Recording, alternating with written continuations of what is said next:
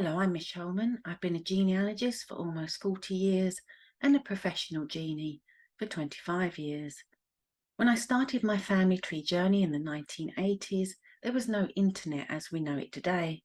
All my research was undertaken in a record office. This meant I could only do research just a few times a year. But the record office was a great learning environment. I was able to educate myself about research methods and, more importantly, learn from my mistakes. There's no doubt that I found the archive environment intimidating at first, but I soon worked out that preparation is everything. From my own customer feedback, I realised many new or recent family historians who were used to researching online also found the archives mystifying and intimidating. So I developed a genealogy experience, a 4.5-hour mentoring service at the National Archives Kew. In summary, you can hire me as a guide to assist you with your National Archives research. Details of my business are coming up at the end of the video. Today I'm going to share with you some tips from the new genealogy experience. I hope it will help you have a fruitful visit at the National Archives.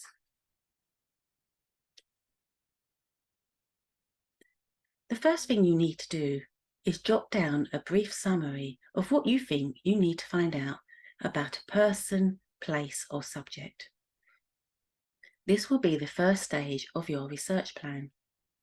The second thing to do is to ask yourself if you really need to go to the National Archives or any other record office. The National Archives is not really a place to go and just have a look round without a purpose or a defined goal. To view documents, it's necessary to go through the whole process of getting a reader's ticket and ordering a document. However, the National Archives does have a wonderful library, some on-the-shelf reference material, and access to a wealth of third-party databases, all accessible without a reader's ticket. So do you want to go for those resources or for a specific document? Before you decide to make a visit, try to find out if the document you require has been digitised. This could save you time, money, and a journey. A number of ways to find out if a record has been digitised. We can use Ancestry's card catalogue, Find My Pasts, or record sets, or just go to Google. But I'm going to show you how to find records on the National Archives website. This is the home page. We can use Find Online Collections. We can see this section includes National Archives research guides, but specifically the ones that include records which have been digitised. On the right, we can see where they've been digitised. If we thought we needed to go to the National Archives to look at alien arrivals, we've now discovered they are on Ancestry, and all we need is a subscription to view them.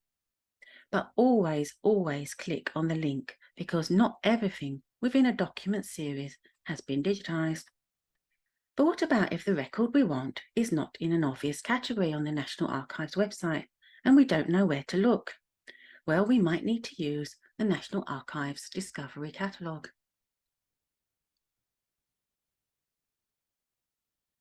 When using the National Archives, it helps to know how the records are arranged.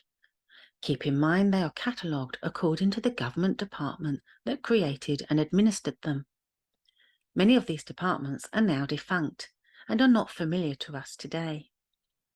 So when going about our usual research, we should take note and be observant about the records we're using. Look at who created them. Most of us have encountered the War Office, the Registrar General's Office, and the Board of Trade, etc. So we could use these in a search. Recently, I wanted to find out about officers and staff who worked for the Board of Guardians in Manchester in the late 19th century. But where to start? Let's use the catalogue. In the phrase box, let's type Board of Guardians.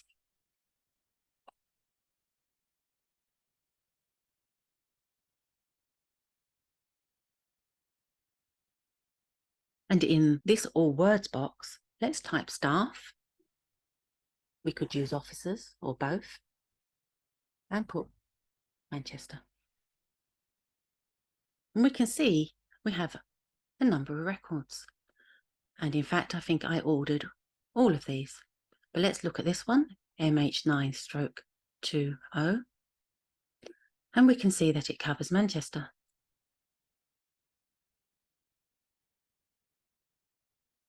And I also get some suggestions here from the National Archives regarding other references I could look at.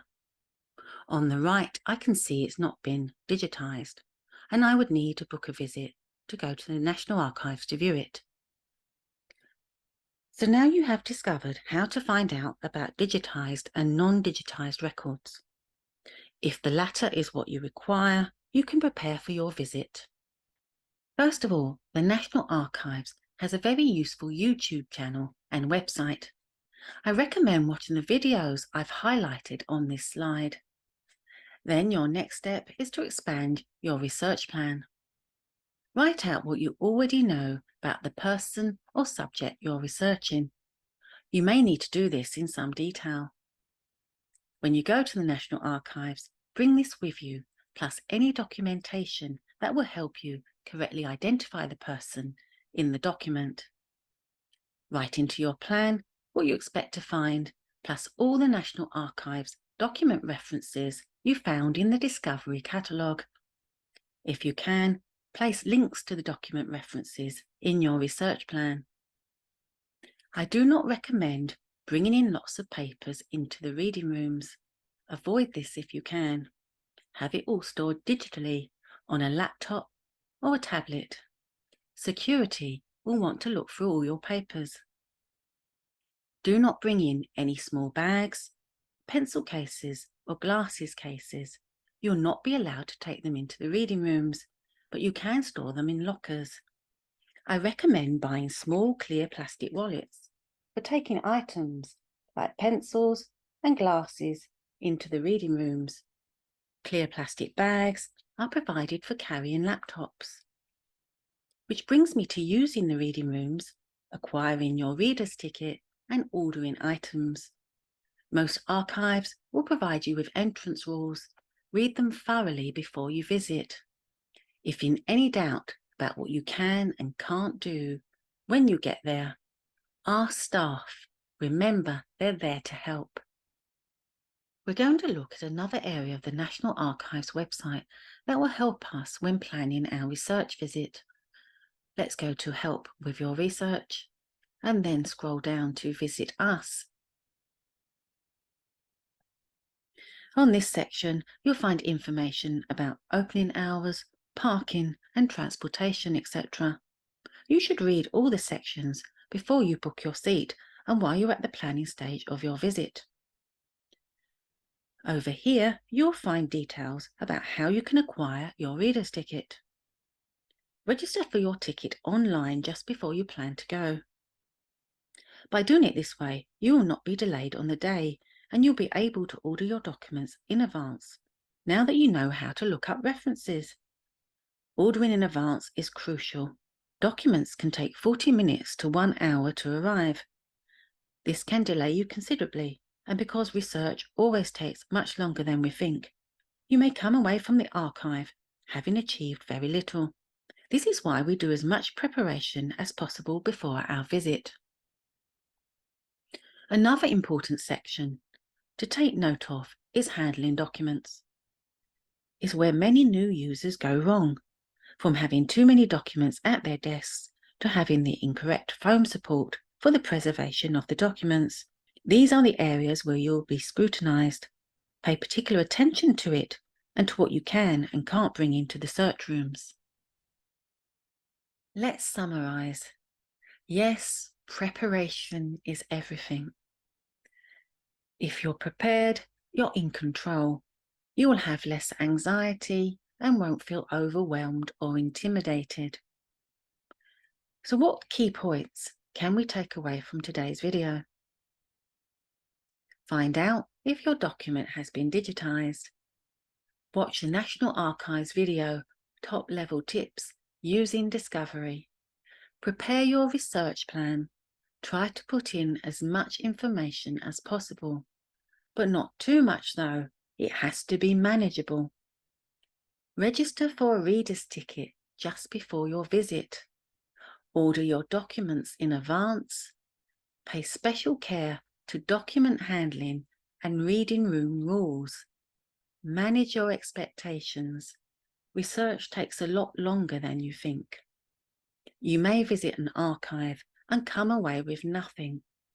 Either the document is free from reference to the person or subject you're researching, or there is simply too much material to get through in one visit. You may have to call again, which is a fabulous excuse to go back and spend many fun hours researching. And on that note, I will leave you with details of me and my business. Thanks so much for watching.